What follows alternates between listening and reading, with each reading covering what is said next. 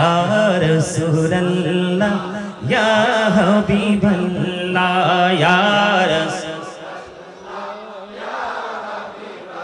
লা মুনকার নাকির আসিয়া সওয়াল করবেন বসাইয়া নিবেন পর্দা দয়াল নবী উঠাইয়া সালাম জানাবো কদম সুইয়া ইয়া রাসূলুল্লাহ ইয়া হাবিবাল্লাহ ইয়া রাসূলুল্লাহ লায়া মারমতে নিদান কালে আসিও নবী গো আমার শিওরে দেখিব আপনাকে আপন নজরে ইয়া রাসূলুল্লাহ ইয়া হাবিবাল্লাহ ইয়া রাসূলুল্লাহ লায়া মারমতে নিদান কালে আসিও নবী গো আমার শিওরে দেখিব আপনাকে আপন নজরে ইয়া রাসূলুল্লাহ ইয়া রাসূলুল্লাহ লা শুনেছি হাদিসে দেখিলে আপনাকে জীবনের গোনা ঝরিয়া পড়ে দিও গো দেখা দয়া করে ইয়া রাসূলুল্লাহ ইয়া রাসূলুল্লাহ ইয়া রাসূলুল্লাহ গোসল করাইয়া কাফন পরাইয়া যখনই রাখিবে কবরে শোয়াইয়া লইও গো কোলে গোলাম বলিয়া ইয়া রাসূলুল্লাহ ইয়া হাবিবাল্লাহ ইয়া রাসূলুল্লাহ আসসালাতু ওয়াসসালামু আলাইকা ইয়া রাসূলুল্লাহ জোরে জোরে বলেন আলহামদুলিল্লাহ মজা লাগেনি ওয়াজ কার কার কাছে ভালো লাগে আরো জোরে বলেন সোজা করে হাত তোলেন নোমা নারে তাকবীর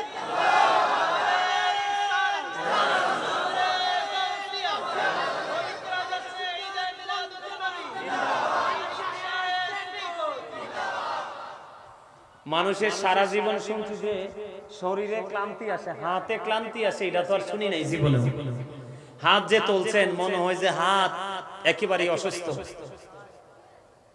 একদম সোজা করে হাত তুলে মিয়া দেখান একদম সোজা করে একদম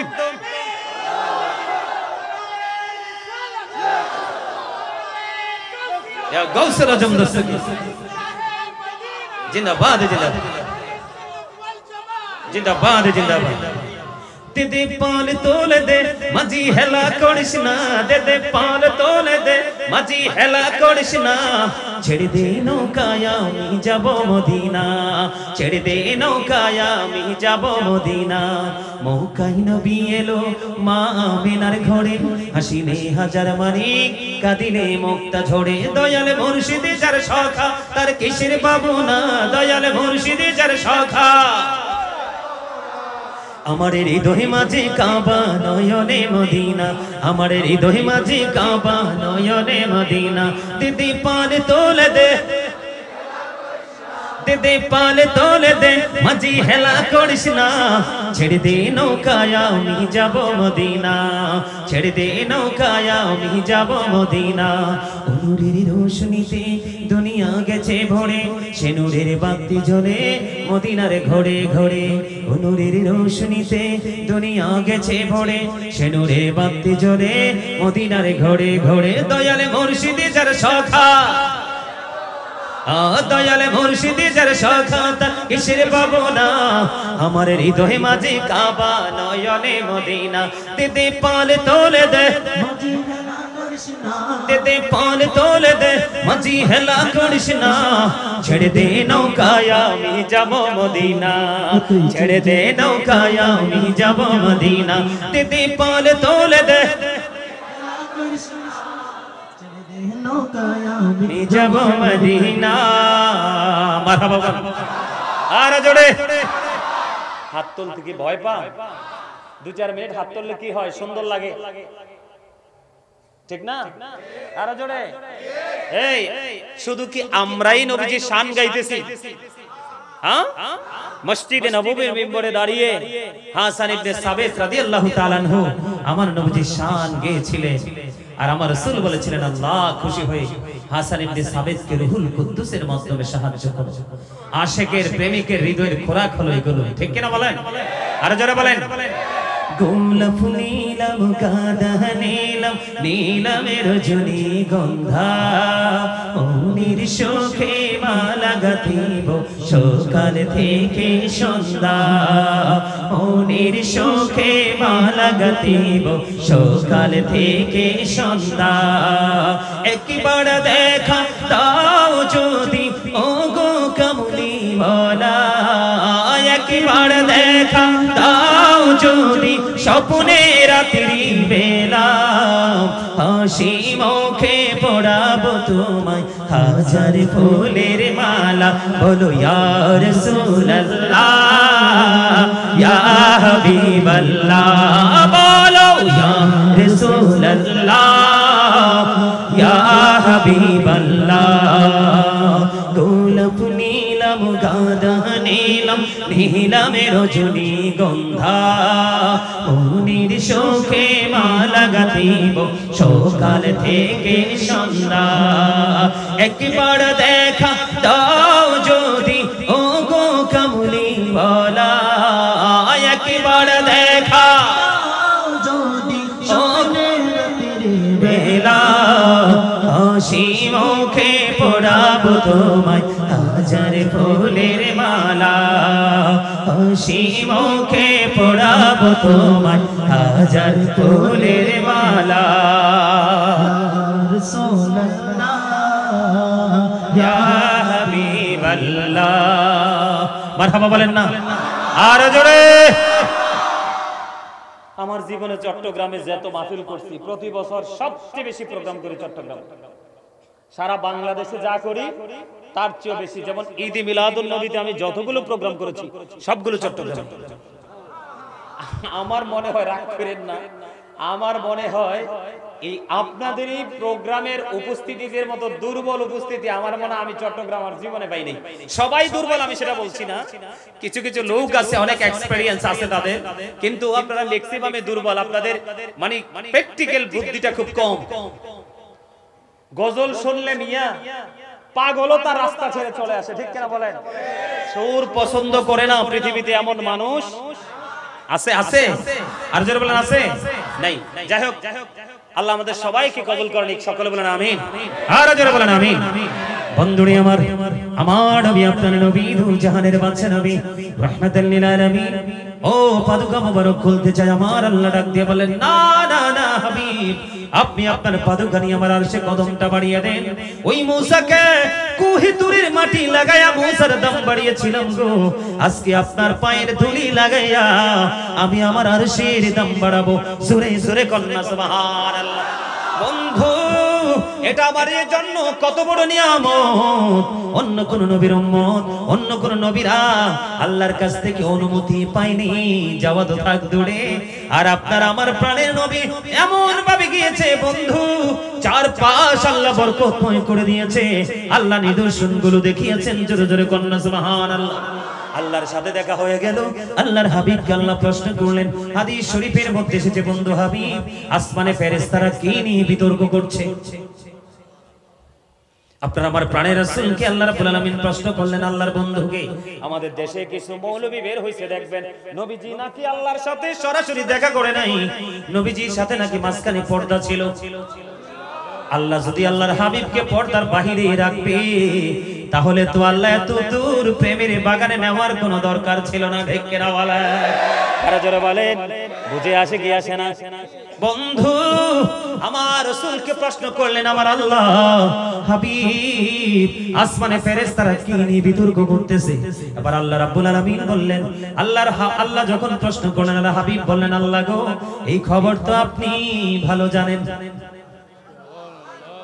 এই উত্তর দিতে দেরি আপনার আমার প্রাণের রাসূল তিনি বলেছেন, বন্ধু আল্লাহর হাবিবের দুই কাঁধ মোবারকের মধ্যখানে আল্লাহর কুদরতি হাত রেখে দিলেন। জোরে জোরে কন্যা সুবহানাল্লাহ, আরে জোরে বলেন না সুবহানাল্লাহ। বন্ধুরে আমার, আল্লাহ রাসূল আজকে আসার সময় গাড়িতে যখন উঠবো তখনও বন্ধু রওনা দেওয়ার সময়ও এই হাদিসগুলো চোখে দেখে দেখে এসেছি। বন্ধু আমার কাছে অবিশ্বাস্য লাগে, আমার বুঝে আসে না ওই আলিমগুলো কেমন করে বলে রে আমার নবী এবং আল্লাহর মধ্যখানে পর্দা ছিল। এটা কখনো সত্যিকারের ঈমানদার মানবে না। আপনারা হাটহাজারী চৌধুরীর হাটের মানুষ মানবেন? আপনারা কি মানবেন? এটাকে আমরা বিশ্বাস করব? কোনোদিনও না। ও বন্ধু আমার দিকে তাকান, অত্যন্ত প্রেমের খবর। বন্ধুরে আমার, আল্লাহ রাব্বুল আলামিনের কুদরতি হাত মোবারক, আল্লাহ রাসূলের দুই কাঁধ মোবারক আমার দিকে তাকান, আল্লাহর হাবিবের দুই কাঁধ মোবারকের মধ্যে রাখলেন। আমার রাসূল বললেন, আমার আল্লাহ যখন আমার কাঁধ মোবারকের মধ্যে আল্লাহর হাতটা রাখলো, আমার বুক পর্যন্ত প্রেমময় প্রশান্তি চলে আসলো। আরে জোরে কন্যা সুবহানাল্লাহ। ইয়া রাসূলুল্লাহ, ইয়া হাবিবাল্লাহ, নবী গো, ও প্রাণের নবী, ও বন্ধু, এমন একজন নবীর উম্মত হয়েছি রে। আমার নবী শুধু মেরাজ করে নাই, নবী আমাদের জন্য মেরাজ নিয়ে এসেছে। আমাদের জন্য সবচেয়ে বড় নিয়ামত, সবচেয়ে বড় পাওয়া হলো মেরাজ থেকে আমার নবীর প্রতি যে প্রত্যেকটা জায়গা, প্রত্যেকটা শ্রেণীর প্রতি আমাদের ভালোবাসায় আমাদের ঈমানকে মজবুত করে দেয়। আর জীবন এবং মরণ ওই দুইটা জায়গাকে সুন্দর করার জন্য যেটা সবচেয়ে বেশি প্রয়োজন, এটাই আমার নবী আমাদের জন্য নিয়ে এসেছেন। জোরে জোরে সুবহানাল্লাহ। বন্ধুরে আমার, এবার আল্লাহ রাব্বুল আলামিনের হাত মুবারক রাখলেন, রাসূলের বুক পর্যন্ত প্রশান্তি চলে আসলো। এবার আমার নবীজি বললেন, আমি আল্লাহর আরশে দাঁড়াইয়া আসমান জমিনের শুরু থেকে শেষ পর্যন্ত যা কিছু আছে আমি নবী সব কিছু দেখে পেয়েছি। অন্য হাদিসের মধ্যে এসেছে, আমার দিকে তাকান, আপনারা আপনাদের চোখের সামনে হাতটা ধরেন, ধরেন না, আপনাদের চোখের সামনে, আমার না। আপনার আপনাদের হাতটা তুলে চোখের সামনে ধরে দেখে আপনার হাতের তালুটা আপনার কাছে একেবারে স্পষ্ট, ঠিক কিনা বলেন? স্পষ্ট কিনা? আপনার আমার প্রাণের নবীজি, ও বন্ধু, আসমান জমিনের মধ্যে যা কিছু আছে একটা হাতের তালুটাকে যেমনি স্পষ্ট দেখা যায়, আমার নবী ঠিক তেমন স্পষ্ট ভাবে সব কিছু দেখে নিয়েছে। ওই আল্লাহ রাব্বুল আলামিনের মেরাজ যে আল্লাহকে দাওয়াত করে, হাবিবকে দাওয়াত করে নিয়েছেন আল্লাহর আরশে দাঁড়াইয়া দাঁড়াইয়া। জোরে জোরে কন্যা সুবহানাল্লাহ। তাহলে মেরাজ আমাদের আমাদের জন্য বড় নিয়ামত, অত্যন্ত প্রেমময়। জোরে জোরে কন্যা সুবহানাল্লাহ। বন্ধুরে আমার, আল্লাহ রাব্বুল আলামিন আল্লাহর হাবিবকে নিলেন। এখন রাসূল বললেন, আল্লাহ গো, আমার জন্য তো আপনি মেরাজ বরাদ্দ দিলেন, কিন্তু আমার উম্মত যদি মেরাজ চায় আপনি কি, আমি কি দিব? তখন আল্লাহ রাব্বুল আলামিন আল্লাহর হাবিবের জন্য মেরাজ বরাদ্দ দিয়ে দিলেন 50 ওয়াক্ত নামাজ। কত ওয়াক্ত? আরো জোরে বলেন না, কত ওয়াক্ত? 50 ওয়াক্ত নামাজ আমাদের জন্য মেরাজ দিয়ে দিলেন। বন্ধুরে আমার, আমার নবীজি মেরাজে যাওয়ার পরে জান্নাত দেখলেন, জাহান্নাম দেখলেন। সবচেয়ে বড় ভয়ঙ্কর যে খবর, অনেক কিছু আছে বন্ধু, প্রাসঙ্গিক আমি সেইগুলো বলিনি, গুরুত্বপূর্ণ জায়গাগুলো টাচ দিয়ে দিলাম। আমার নবীজি জান্নাতের দিকে যখন নজর দিলেন, জান্নাতের দিকে নজর দিয়ে চাইয়া দেখলেন জান্নাতের মধ্যে গরিব মানুষের সংখ্যা বেশি আর পুরুষের সংখ্যা বেশি। কিসের বেশি সংখ্যা বেশি? গরিব এবং পুরুষ, এই দুইটা শ্রেণী বেশি রে। আর জাহান্নামের দিকে নজর দিয়ে চাইয়া দেখলেন ওখানে ধনী ধনী মানুষ আর মহিলা সংখ্যা বেশি। জোরে কন্যা নাউজুবিল্লাহ। বন্ধু, সবচেয়ে বড় ভয়ঙ্কর খবর হলো রে, আমি জান্নাতের দিকে যাই না রে বন্ধু। এখনকার মানুষের সামনে ওয়াজ করতে গেলে এত ভয়, এত ভীতি, এত ভয়ঙ্কর কথাবার্তা শোনার পরেও মানুষের মধ্যে কোনো পরিবর্তন আসে না। মানুষগুলো শুধুই দুনিয়া নিয়ে ব্যস্ত। বলেন না কেন? আমি আগেও বলেছি, এখন থেকে আগে দুইবার বলেছি, এখনো বলতেছি বন্ধু, আপনার দুনিয়াও লাগবে আখিরাতও লাগবে। তার কারণ হলো আল্লাহ রাসূলের এক সাহাবী অসুস্থ হলেন, নবীজি দেখতে গেলেন। দেখতে যাওয়ার পরে ওই সাহাবী একটা ডাক দিয়ে বললেন, নবী গো, আমার যত সম্পদ আছে আমি সবগুলো আল্লাহর সন্তুষ্টির জন্য কুরবানি করে দিব। রাসূল বললেন, না না না, সব কুরবানি করা যাবে না। আল্লাহ রাসূলকে বললেন, ইয়া রাসূলুল্লাহ, তাহলে অর্ধেক আমি কুরবানি করে দিব। নবীজি তাও বললেন, না না। এরপরে বললেন, ইয়া রাসূলুল্লাহ, তাহলে 1/3, তার মানে 3 ভাগের 1 অংশ। নবীজি বললেন, হ্যাঁ এটা করতে পারো। দ্বিতীয় দুইবার নবীজি কেন না করলেন? আমার নবীজি বলে দিয়েছে, তোমরা মৃত্যুবরণ করার আগে সন্তানকে যতটুকু সম্ভব হালাল উপার্জন দিয়ে তোমরা অর্থ দিয়ে যাও, যেন তোমার ইন্তেকালের পরে সন্তান কারো কাছে হাত পাততে না হয়। কিন্তু এর মানে এই না যে আমি সন্তানকে প্রভাবশালী বানানোর জন্য আমি সুদ ঘুষ অন্যের হক মেরে খাবো, ঠিক কিনা বলা? এই জন্য আমি আপনাদেরকে বন্ধু বলে দিতে চাই, আপনার আমার কি লাগবে? আপনার আমার দুনিয়াও লাগবে, আখিরাতও লাগবে। তবে দুনিয়াকে ভুলে, আল্লাহ রাসূলকে ভুলে দুনিয়া নিয়ে পাগল হওয়া, এটা পুরোটাই অভিশাপ। ও বন্ধু, আমি আপনাদেরকে বলে দিতে চাই, আল্লাহর হাবিব জাহান্নামের দিকে নজর দিয়ে দেখলেন, ধনী ধনী মানুষ বেশি আর মহিলার সংখ্যা বেশি। এই জন্য আমি প্রায় সময় বলি, প্রায় ওয়াজে বলি, ম্যাক্সিমাম ওয়াজে প্রসঙ্গ আসতে বলি, the rich are not always happy. ধনীরা সব সময় সুখী নয়, the poor are born to suffer। গরিবরা জন্মগ্রহণ করেছে দুঃখ ভোগের জন্য, কিন্তু গরিবের দুঃখ নেমে আসে জীবনে সবগুলো সমাজের ক্যারেক্টারলেস রিচ ম্যানদের জন্য, ঠিক কিনা বলেন? চরিত্রহীন ধনী মানুষের জন্য গরিবরা অশান্তিতে পড়ে। কথা বলেন, ভুল বলছি না? চরিত্রহীন ধনী মানুষ। এই জন্য নবীজি জাহান্নামের দিকে নজর দিয়ে দেখলেন, জাহান্নামের মধ্যে ধনী মানুষ আর মহিলা বেশি। বন্ধুরে আমার, এর মধ্যে একটা সম্প্রদায়কে নবীজি দেখতে পাইলেন, এক একটা পেট এক একটা ঘরের মতো বড় বড়। বন্ধু খেয়াল করেন, অত্যন্ত ভয়ঙ্কর কথা। এক একটা মানুষের পেট এক একটা ঘরের মতো বড় বড়। জিবরাইলকে প্রশ্ন করলেন, ও ভাই জিবরাইল, এই যে ঘরের মতো বড় বড় পেটওয়ালা মানুষগুলো, এরা কারা রে? আমার আপনার প্রাণের রাসূল যখন প্রশ্ন করলেন, জিবরাইল উত্তর দিয়ে দিলেন, নবী গো, এগুলো হলো আপনার নামধারী সুদখোর উম্মতগুলো। আমার রাসূল বললেন, জিবরাইল রে, এদের পেটের মধ্যে সাপ আর বিচ্ছু দেখা যায়। নাউজুবিল্লাহ বলেন না কেন? আরে আরো জোরে বলেন না নাউজুবিল্লাহ। তাহলে এই সুদ কি খাওয়া যাবে? সুদ যারা খায়, সুদ যারা দেয়, সুদের যারা সাক্ষী হয়, সুদের যারা ইসলাম লেখে, সুদের টাকা মানে আসলে কি বলবো, এটা তো নাপাক জিনিস। এটা কিন্তু 1 টাকা দিলে বাড়তে বাড়তে কয় টাকা হয়? 100 টাকা। 100 টাকা বাড়তে বাড়তে কত হয়? 1000 টাকা। 1000 টাকা বাড়তে বাড়তে হয় কত? 1 লক্ষ টাকা। হয় কি হয় না? আমাদের মধ্যে আছে না নাই? আপনাদের এই চৌধুরীর হাটের মানুষের আসেনি? অমর খোদা মুইয়ান কি হরমু,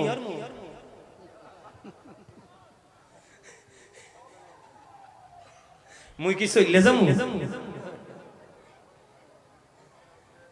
হাসিটাও তো অনেকে দিতে পারেন নাই, মি হার্ট অ্যাটাকে মরবেন তো। আমার নবীজির হাদিস, সুস্থ থাকার জন্য গুরুত্বপূর্ণ ভূমিকা রাখে হাসি, তবে অতিরিক্ত না। কি আরো জোরে, আরো জোরে, মাঝে মাঝে একটু হাসবেন তো। হ্যাঁ হাসবেন সবাই, হাসির চেষ্টা করবেন তো। আল্লাহ সবাইকে মাঝে মাঝে হাসার তৌফিক দান করুক, অনেক বেশি হাসা থেকে বিরত রাখুক। সকলে বলেন আমিন। অনেক বেশি হাসলে আবার দিল মরে যায়। কি কথা কি বুঝতে পারছেন আমার? কি তাহলে সুদ কি খাওয়া যাবে? আপনি 10 টাকা দিয়ে একটা জামা বানাইছেন, কয় টাকা? এর মধ্যে 9 টাকা হলো হালাল আর 1 টাকা হলো হারাম। আর সুদের ঘুষের চিটারি বাটপারি চুরি ডাকাতির যেটারই হোক, হারাম নাপাক টাকা। এই 1 টাকা 9 টাকার সাথে মিলাইয়া যদি আপনি একটা জামা কিনে এটা দিয়ে নামাজ পড়েন, কিয়ামত হয়ে যাবে, নামাজ আল্লাহর দরবারে কবুল হবে না। লা তুকবালু সালাতুন বিগাইরি তুহুর আলা সাদাকাতুন মিন কুলুব। পবিত্রতা ছাড়া ইবাদত কবুল হয় না, হালাল টাকা না হইলে দানও কবুল। আবার কি করবেন? নবীজি মেরাজ থেকে আমাদেরকে একটা ট্রেনিং দিয়েছে যে সুদ খাওয়া যাবে, এটা হারামের উপর হারাম, হারাম টু হারাম, ঠিক কিনা বলেন? এই সুদের কাছে যাওয়া যাবে? এখন তো স্মার্ট ভাষায় বলে ইন্টারেস্ট, ঠিক কিনা বলেন? আবার বলে বেনিফিট, আবার বলে মুনাফা, কয় কি কয় না? না এটা কোন যেত কি যেটাই বলেন টাকা থেকে টাকা বের করা সুদ উল্লেখিত দুই একটা প্রক্রিয়া ছাড়া ম্যাক্সিমাম প্রক্রিয়াই সুদ। নাউজুবিল্লাহ বলেন। তো নবীজি মেরাজে কি দেখলেন? সুদখোরের পেট এক একটা ঘরের মতো বড় বড়, আর এই পেটের মধ্যে সাপ আর বিচ্ছু। সাপ বিচ্ছুর চরিত্র কি? ওমা সবাই দি কয় না, আরো জোরে কাজ কি? ছবল দেওয়া, ঠিক না বলেন? এই দুনিয়ায় তো বাঁচতে পারেন, লাঠিয়াল বাহিনী দিয়ে পার হয়ে যাইতে পারে, পারে না? কিন্তু কবর ফিউচার, তার মানে ভবিষ্যৎ।